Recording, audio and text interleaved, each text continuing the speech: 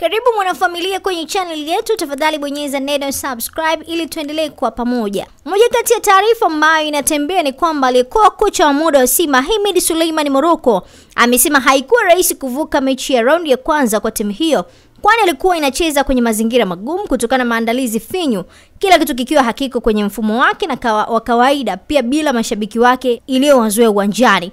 Ikiwa uwanja wa Benjamin Mkapa, Simba ilazimishwa sare ya 1-1 dhidi ya Gaborone United ya Botswana katika mchezo mkali na mgumu, ambapo kuna Msimbazi walinufaika na ushindi wa bao 1-0 waliopata wiki moja iliyopita nchini Botswana kwa kutinga raundi inayofuata kwa ushindi wa bao 2-1. Morocco alisifu Gaborone United kuwa ni moja kati ya timu bora, tishio yenye wachezaji wanaopambana na kujituma, lakini kwa bahati mbaya ilikutana na timu kubwa yenye wachezaji wazoefu.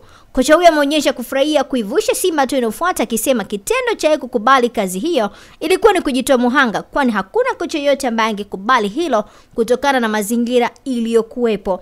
Sasa kuhusu kutokucheza vyema, alisema imetokana na mambo mbalimbali ikiwemo kutokuwa na muda wa mazoezi kutokana na jinsi alivyoichukua timu hiyo. Kocha huyo amekabidhiwa timu hiyo baada ya kuondoka kwa kocha mkuu Fadlu Davis ambaye kwa sasa ni kocha mkuu wa Raja Casablanca.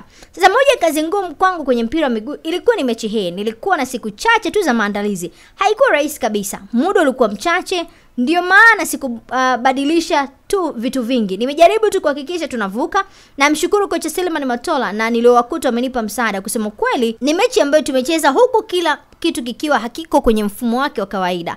Akiwazungumzia pinzani alisema ni moja ya timu bora ambayo aliwahi kukutana nayo. Mashabiki wa Simba lazimika kuangalia mchezo huo kwenye runinga kutokana na kufungiwa na shirikisho la mpira wa miguu Afrika CAF kwa kile kinachodaiwa kuwa ni kufanya vurugu kwenye mchezo wa robo finali kombe la shirikisho msimu uliopita dhidi ya Al Masry ya Misri. Baada ya kuvuka hatua hiyo, Simba inatarajiwa kucheza na Nsingizini ya Sport Stars ya Eswatini Oktoba 17 mwaka huu, ambapo itakuwa ni ugenini kabla ya kurudiana na nchini Oktoba 24.